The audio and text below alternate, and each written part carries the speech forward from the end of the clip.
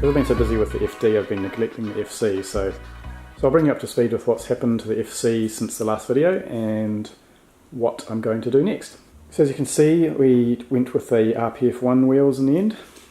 They're currently just bolted up, haven't done any work yet to roll the guards, but that's going to be needed, especially in the fronts where the lips are going to be fouling on the tyres there. It's still at the original height that I had the other wheels on, so I may raise it slightly, but I think I can get away without doing that by just rolling or lipping the guards there. As you can see in the rears, that's beautiful. I probably will have to lip that as well, but that looks pretty good. I'm quite happy with the wheel choice.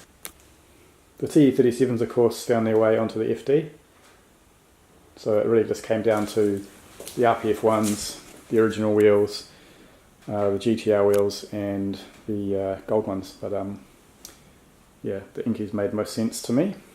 Thanks for those of you who gave me your feelings on what wheels you thought suited the car. The Inkies were the most popular choice, and for good reason. Righty-ho, so ended up replacing the alternator with a brand new slightly higher amperage model. This is a 65 amp. Chased the voltage issue to the alternator essentially, so swapped that out and she's good as new. Voltage is sitting at around 14 volts now, which is great. Also tightened up the spark plugs which came loose, and mostly due to the fact that I've done it with a spanner where the angle wasn't the greatest. So we've got a socket over there and tighten those up properly, so she runs quite good now. I just want to finish off the cooling. Because I forgot to put the O-ring in the radiator bung, there's been a slow leak. So I'm going to have to drain the fluid again anyway to sort that out. So while I was doing that, I thought I'd give it a decent flush since I didn't do that last time. So I've got some Penrite radiator flush there, which I'm going to give a crack. And some new coolant. And we're going to try this Motul MoCool, which is a water wetter basically, meant to further reduce temperatures, so we'll give that a shot. And while we're in there, I'm going to replace the water pump and thermostat. So that's the plans for today, just to finish off the cooling. When we put the alternator on, we tightened up the ghillie belt there, so she sounds a little bit different.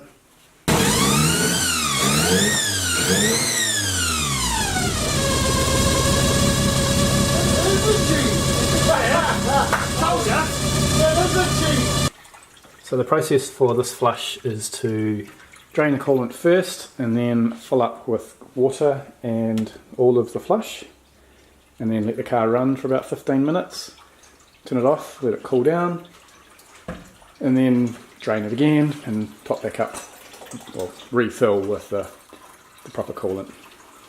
Definitely loving the wheels on this now and the artificial light. She's going to be great when she's done. Currently there's no thermostat in here. I had to take it out to double check I had the right one, because there are two different thermostats for the 13Bs. So the one I've got is obviously for Series 4 RX7. Before I put the radiator flush back in, I better make sure that I've tightened up the thermostat housing.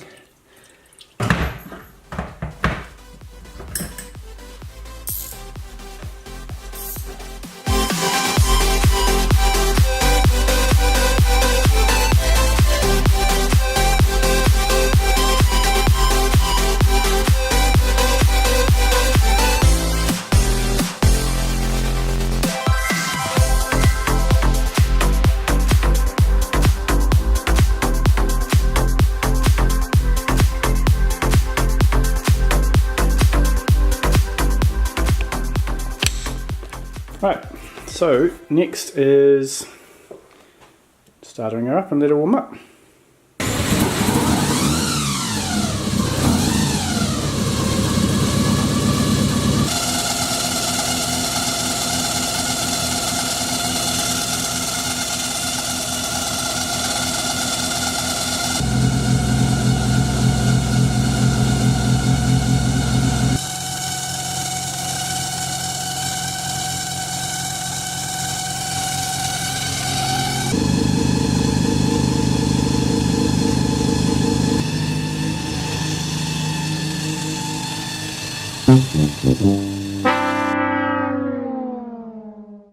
Okay, that's a bit of a pain in the butt.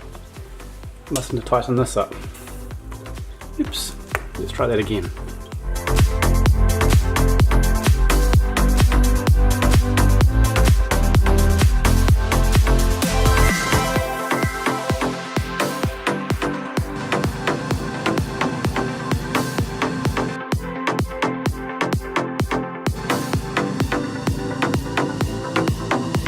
So what I forgot to do was retighten this top hose after I took the thermostat out.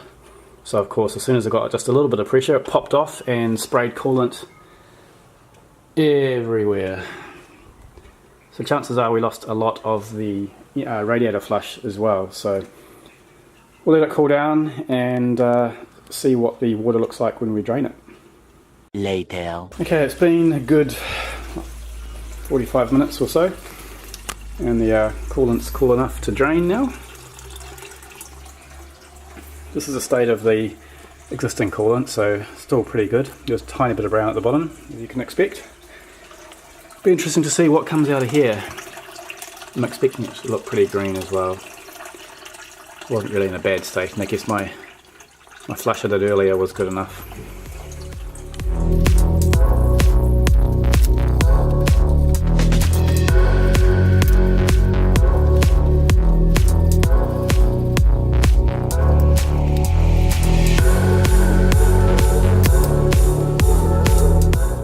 Thermostat housing. I'll just go scrape the remains of the old gasket off this and off the engine, and go ahead and install the new one.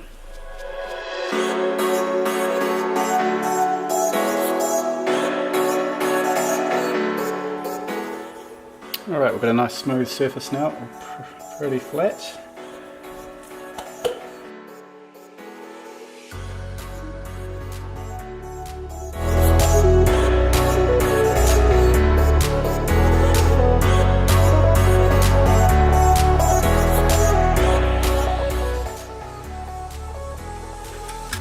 We're just using the standard paper gasket.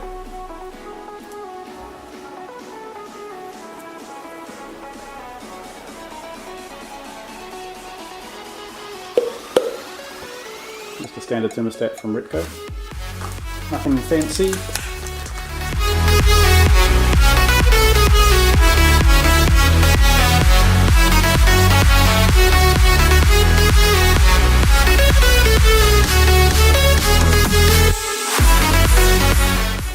Water pump's obviously going to take a bit more work, but the joys of a rotor, it's only a couple bolts, not hard at all. I think the trickiest part is swapping over the pulley.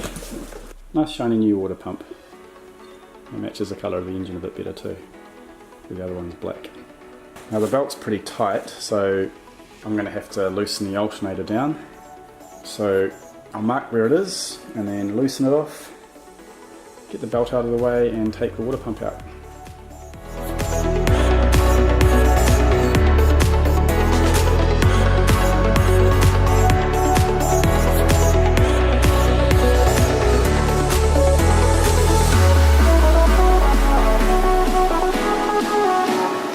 There's some subtle differences with the new and old. You need to take the pulley off, but the old one feels much heavier, and the blade design is pretty different, and the new one has deeper channels, so this might be more efficient.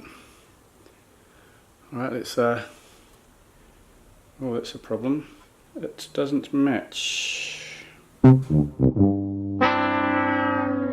going to try putting this one on, but the bolt holes are different. What a pain. Bugger, well, that cuts that short. So I've just messaged BRAD at Repco, see what he has to say. The one that I've got might be for Series 5 motor housing, or I don't know. Let's see what Brad comes back with. I suspect there is a different series one we can put on. It's a matter of whether it's in stock or not. So we'll leave it here for now, and we'll pick back up again once I've got the correct water pump. yeah, and the state of the water after the flush doesn't look too much different to before the flush. So don't know whether it was that was because I lost most of the flush in the oops moment, or whether there was nothing to flush out. I'll call that a win.